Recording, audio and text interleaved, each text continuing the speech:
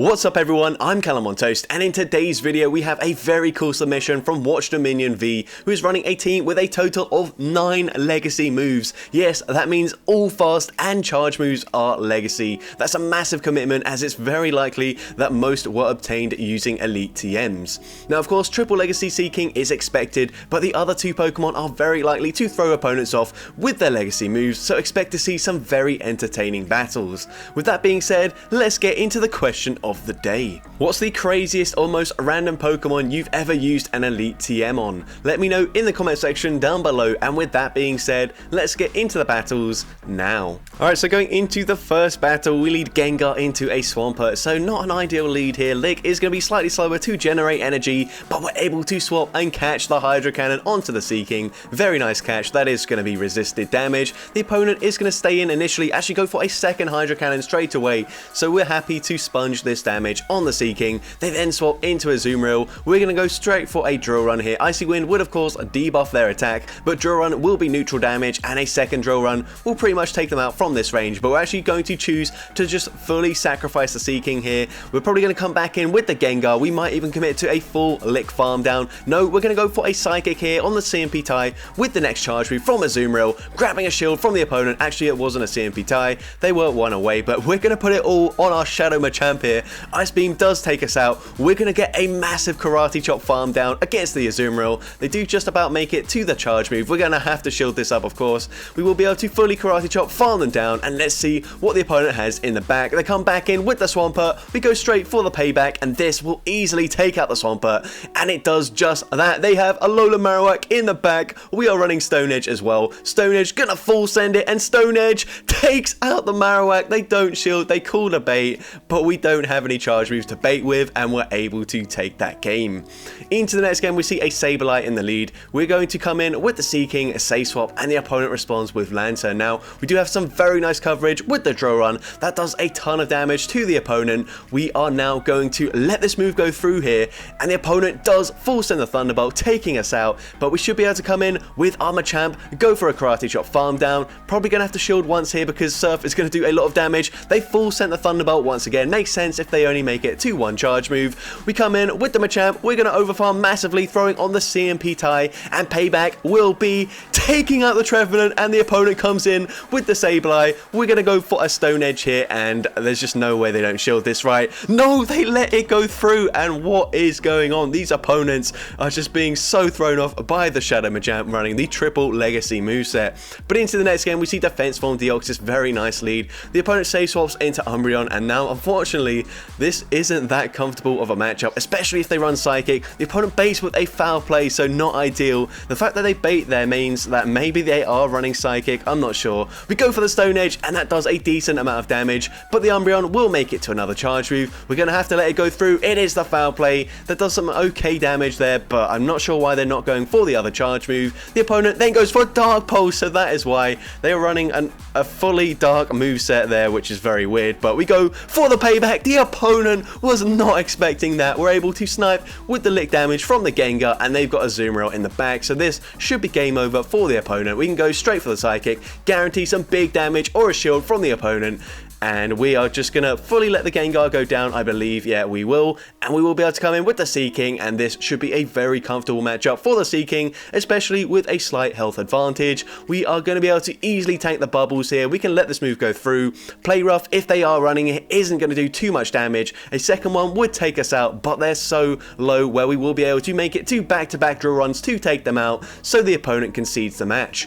But into the next game, we see a Serperior in the lead. Now, unfortunately, because we're running Lick, we actually do get outpaced, but the opponent doesn't farm to the Frenzy Plant. They go straight for Leaf Tornado. They don't get the debuff either, and now we're going to go for a Psychic, and I think this was a CMP tie. Psychic will grab a shield from the opponent, and it is a CMP tie with the next Leaf Tornado, so we are happy to let Gengar go down. The opponent might actually be able to farm us down, so we swap into Seaking. Unfortunately, we're now going to have to use a shield here. They go for another Leaf Tornado. They don't get a debuff once again, and that is really unfortunate for the opponent, but now they come in going with Medicham, so it's good to see it here because Machamp, even though we are running Payback as coverage, doesn't really do well up against that Medicham. We can now let this move go through. It's going to be a Power Up Punch or an Ice Punch. It's the Power Up Punch. They boost their attack up once again, but we can just debuff it straight away with the Icy Wind. The opponent lets it go through, and they will have to throw to take us out, so we can safely let this move go through. Power Up Punch doesn't quite take us out, so we swap into Machamp, hoping to get the snipe, and we do just about get the snipe, and they've got Bastiodon in the back. Now, unfortunately, we don't have any fighting type charge moves here, so we go for the payback, grabbing a shield from the opponent, and hopefully, with the Karate Chop damage, this should put them into range where a payback will be enough to take them out here. We shield out the Flamethrower, go for the payback after one more Karate Chop, and this should be enough damage to take out the Bastiodon, and we take that game. Into the next game, we see Lantern in the lead, so we're probably going to stay in this matchup initially, try to catch a move, and we do. The opponent actually overfarmed by one there, but they still ended up throwing the Surf, I believe. Yeah, that wasn't enough for the Thunderbolt, so very nice catch here. Opponent, pretty slow reactions, but that's okay. We're going to go for the Drill Run on the CMP tie with the potential Thunderbolt. It does connect, and I think we're just going to sacrifice Seaking once again. The opponent baits with a Surf. That's huge for us. Unfortunately, they do just make it to another Surf, and even though it's resisted, it will take us out from this range, but we did get the Lantern very low. We come in with the Gengar, we still got some residual energy. The opponent comes in with a Quagsire, and we can go straight for a Psychic here. This is going to do a ton of damage to the Quagsire, so they use a shield, but unfortunately, we're just going to stay in, force them to throw their energy, and the opponent is going to go for a Stone Edge. So if they go for Stone Edge there, then surely they're running like Earthquake as the second charge move, because otherwise, why wouldn't you just go for the Mud Bomb, and they go for another Stone Edge? So it's very clear that they are running Earthquake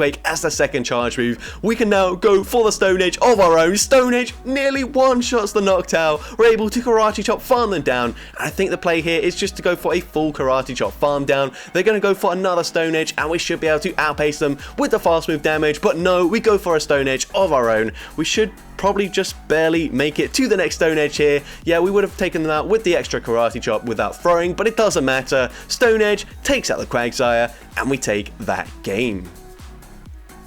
Into the next game, we see Defense Form Deoxys in the lead. The opponent save swaps into Shadow Skuntank, and we respond with the Seaking. Now, this is a bit of an awkward matchup here, as our Poison Jabs are resisted, so even though we can deal massive super effective damage with the Drill Runs or bait them with an Icy Wind, it's still not that comfortable of a matchup because the Poison Jab damage has got us into the yellow health already. We're actually going to let this move go through. Crunch. It barely doesn't take us out, but they're then able to Poison Jab farm us down, which is probably even worse for us, as now they do have a little bit more energy, but I think we could be able to shield once here and go for the full Karate Chop farm down. And remember, it is Defense Form Deoxys in the lead. They're very unlikely to respect the damage coming from this payback here, so we're gonna full send it, and payback nearly one-shots them. They then swap into Drapion, and unfortunately this is not great. We're gonna go for the Shadow Punch just as soon as we can here, hoping to get a shield. We do get the shield from the opponent. That's massive for us, as this is also a CMP tie. Crunch takes us out. We can go for Stone Edge straight away. This will be enough damage to take them out, but I think Deoxys is just too healthy here. They are able to counter, farm us down, and we do unfortunately lose that game, but very satisfying to see the payback and the Stone Edge landing in that match. But into the next game, we see Venusaur in the lead now. Gonna go for a Shadow Punch straight away on the CMP tie. The opponent throwing straight away as well. We're now going to shield up the Frenzy Plant, even though it's resisted, because Gengar is very glassy. Frenzy Plant with the Vine Whip damage would have taken us out already. The opponent safe swaps into Azumarill. We can respond with the Seaking, go straight for a Drill Run, and this will do some very nice damage to the opponent. The opponent's going to go for a charge move here. The worst thing they can do is go for a Play Rough, but this opponent goes for a Hydro Pump, so clearly running Ice Beam as the second charge move, meaning we can force them to go for an Ice Beam here, and we will be able to commit to a full Poison Jab farm down, so very good matchup awareness there, and we should have enough health where even if they come back in with the Venusaur, we will live that Vine Whip, so we can go for the Icy Wind, likely grab the final shield, and make it to the second Icy Wind, and this should be enough damage to take out the Venusaur. And what do they have in the back? It is Bastiodon, and they're going to see the Machamp and instantly concede the match there, and we're able to take that game. Into the next game, we see Shadow Swampert in the lead, so once again, probably going to try and catch the charge move onto the Seaking, and we do exactly that, so very nice catch. Hydro Cannon is resisted, the opponent's going to stay in initially, and this time they bank a Hydro Cannon before swapping into the Medicham, but this does give us a nice energy advantage, so we can go for an Icy Wind, and This is just going to be a power up punch or an ice punch there. It is the power up punch, and we barely make it to the next charge move. No point debuffing their attack here because Drill Run will do slightly more damage, and it will put them into range where we can snipe them with the lick damage there. They come back in with the Swampert. We're going to use a shield. They go for the Hydro Cannon straight away, and now we can overfarm in this matchup, going for the Shadow Punch just before they make it to Hydro Cannon number 2, and the opponent does use their final shield. We're once again going to put all our faith in the Shadow Machamp to sweep endgame, and the opponent has a Frost Sash in the back. We've got a very slight energy advantage. Does that mean we'll be able to make it to back-to-back Stone Edge is in time? We go for the Stone Edge, grabbing the shield from the opponent, and now can we outpace this Frost Sash to the second Stone Edge? It's going to be incredibly close, but we get there on the CMP tie, winning the CMP. Stone Edge will easily one-shot the Frost Sash, and we're able to Karate Chop, farm down the Swampert, and take that game. Into next game, we see a Shadow, Alolan Sandslash in the lead. We safe swap into Seaking. This isn't a great matchup either. The opponent going to go for a charge move before likely swapping out after landing the Drill Run, and they swap into Medicham. So this isn't looking too good for us here. We go for the Icy Wind, and will we be able to make it to another charge move? No, but the opponent throws their energy. That's even better for us. Ice Punch takes us out, but now we can come in with Gengar and likely fully lick farm them all the way down, and we get there before they make it to a Psychic. Absolutely massive for us, and now the switch clock is misaligned. We can come in with the Machamp, get so many counters off, and this Sandslash is incredibly low now. They're now going to swap here into the Azumarill. We've got so much loaded energy, we can go straight for a Stone Edge. Stone Edge going to do big damage there, doing about 40% of this Azumarill's health. We make it to another Stone Edge before they throw their energy, and at this point we can safely let the Machamp go down. The Sandslash is so low that we should be able to fully lick farm them down from that range. They go for the Ice Beam there. We're going to go for a Shadow Punch, and this isn't going to do an awful lot of damage to the Azumarill, but we can safely shield the next charge move. We will be able to fully lick farm them down. They might swap back into the Sandslash, but it does not matter. They do swap, but we're able to lick farm them down, and now we've made it to the back-to-back Shadow Punches, so taking no risks here. Going straight for the Shadow Punch, taking out Azumarill, and we take that game. Into next game, we see Bastiodon in the lead here, so going to safe swap into the Seaking, and the opponent responds with a Machamp, so going to go for that Icy Wind straight away. Should be grabbing an early shield from the opponent, and we do exactly that. Now with the debuff, we might be able to live a cross chop. This is a regular Machamp, not a Shadow, and we do live the cross chop, and we make it to the Drill Run as well. Personally, I probably would have gone for the Icy Wind here, just because actually no, they let it go through there, so it does take them out. Maybe Icy Wind wouldn't have taken them out, so probably better to do what they did and not what I'm suggesting. But now we've aligned the Machamp to the Bastiodon. This is looking pretty good. They go for Flash Cannon there. That is a massive surprise. And now they come in with Clefable, and these lick damage, this lick damage is really chunking this Clefable. We can now go for a Shadow Punch, grabbing the shield from the opponent, but we don't make it to the next Shadow Punch, but the opponent throws straight away, meaning we get the Karate Chop through. We can shield the Meteor Mash, go for Stone Edge straight away without taking any more charm damage. We take out the Clefable, and this should be game over for the opponent, and they recognize that, so they concede the match. But into the next game, we see Lantern in the lead. So once again, are we going to try and catch the charge move onto our Seaking? Yes, and once again, the opponent throwing straight away there. So they go for the Surf. That is resisted damage. And now we will be able to make it to a Drill Run on the CMP tie with the potential Thunderbolt. And this is really nice because this will do some very big damage if they let it go through. But they use a shield, so we're happy to take the shield advantage. The opponent goes for the Thunderbolt, taking us out. But we do have that shield advantage. We come back in with the Gengar, going for a Psychic on the CMP tie once again. So very good charge move timing throughout the entire video so far. They come in with a Trevenant. We barely make it to a Shadow Punch. This should be grabbing the final shield from the Trevenant, which it does. And now we can come in with the Machamp. They've got Pelipper in the back. We have to go for Stone Edge straight away. This will easily be enough damage to one-shot the Pelipper. But can we make it to another charge move in time? The opponent throws their energy. They should not be doing this. We've got two shields. There is literally no point throwing a charge move, and that actually cost the opponent there, because if they just went for the full Shadow Claw farm down, they would have taken us out before we made it to a Stone Edge. But because they didn't do that, we're able to take out the Trevenant and take that game. But into the next game, we see Mantine in the lead. The opponent safe swaps into Umbreon, trying to catch a charge move there. We can respond with our Machamp, but like I said earlier, without counter, this is actually a pretty dicey matchup, especially when the opponent is running Psychic. This this is actually quite bad for us. We can go for Stone Edge, but they will be able to live it. They actually use their shield there, so I guess that's okay for us. We're now going to let this move go through. Psychic takes out the Machamp, and we just lost switch to an Umbreon, which is so unfortunate. But yeah, that's, I guess, the downside of using a triple legacy moveset like this. You actually end up losing to the Pokemon that you should be easily beating, whilst you can actually flip some of the worst matchups. But here we snipe the Toxicroak with the Gengar. I'm not sure about that because they're going to come back in with the Umbreon, but we can go for a Shadow Punch. We have the back-to-back loaded, so we're going to go for a few more licks, go for another Shadow Punch. Hopefully this takes out the Umbreon, and it does barely take them out, but they've got a ton of energy on the Mantine. We're fully sacrificing the Gengar here, putting it all on the Seaking. Are we going to be able to deal enough damage here? We go for the Icy Wind before they get off a potential Bubble Beam, which is massive, but it's just not enough damage there. They've got a ton of energy still. They go for Aerial Ace, so can we outpace them to the charge move? No, we can't, and unfortunately this will be enough damage to take out the Seaking, and we do lose that game. But into the next game, we see Gengar into Galarian Stunfisk, so a pretty awkward lead matchup. We save swap into Seaking, and we bait out a Trevenant, so that's actually quite nice for us. We should be able to grab a shield advantage in this matchup, going for the Icy Wind, and the opponent is going to overfarm just a little bit, not an awful lot here. We're going to shield the Seed Bomb, and we will be able to make it to the next Icy Wind before they make it to Seed Bomb number 2, because they were slightly slow to swap out there, and we grab both shields from the opponent. This is really nice. We're going to let this move go through. Seed Bomb will take us out, but hopefully we can farm them down before they make it to the next charge move. No, we can't, but this hopefully is just going to be a double resisted Seed Bomb. No, they're running Foul Play. What a crazy moveset from the opponent's end this time around. We're now going to go for a Stone Edge, throwing as late as possible. Stone Edge takes out the Noctowl, and they come back in with the Trevenant. We get the Karate Chop farm down, and now we need to make it to a payback in time. Gonna shield up the Rock Slide here. Rock Slide would be resisted, but from this range that would easily take us out. We make it to the payback. Payback does big damage, and can we get the farm down? Yes, we can, and we're able to take that game.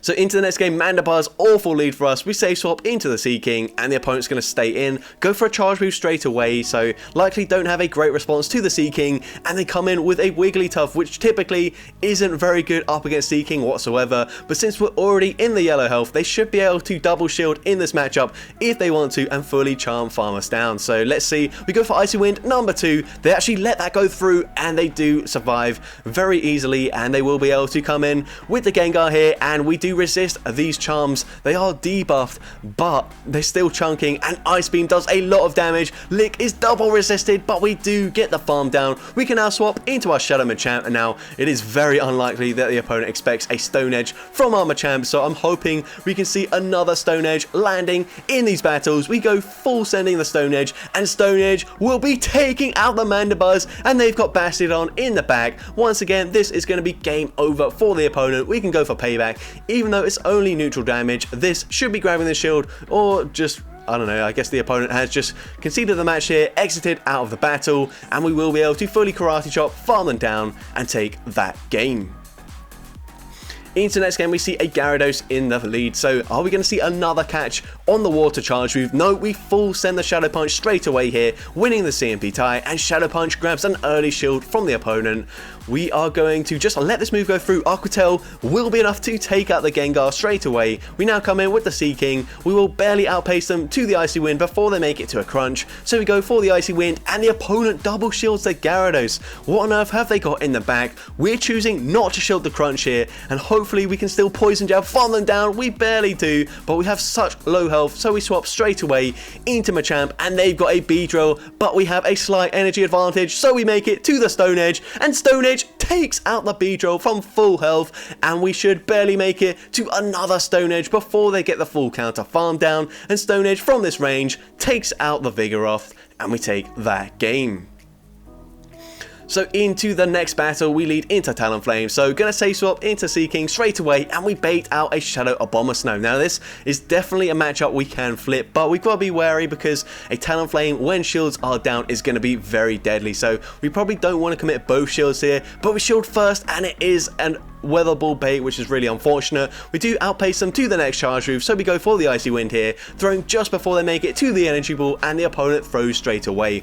We're happy to let the Seaking go down. Energy Ball does take us out, but we get the farm down with the Machamp. They come in with a Ground Ball. Those Charms are seriously chunking, but we come in now with the Gengar. The opponent makes it to a charge move, so we're going to have to use a shield here. They go for the Flame Charge, and hopefully with the leg damage, a Shadow Punch will be enough to take them out, but it's going to be incredibly close here. And Shadow Punch doesn't quite take them out, which is so unfortunate. They have to throw their energy here though, and Flame Charge takes us out. It means we get an extra Karate Chop in, and do we live the charm? We do, and now we can make it to the Stone Edge. Stone Edge will be taking out the Ground Ball, and we take that game. So that's going to be it for today's video. Every single time I see a triple legacy Shadow Machamp, it just catches so many opponents off guard. It is so satisfying to watch, and it's very cool to see a triple legacy theme team in the Great League. If you did enjoy today's video, make sure you leave a like, leave a comment letting me know, and as well, don't forget to respond to the question of the day if you haven't done so already. And if you want to see more content like this in the future, make sure you hit that subscribe button and turn on post notifications. That way you'll be notified whenever I upload a new video. But with that being said, thank you all so much for watching today's video, and I hope you have a great rest of your day.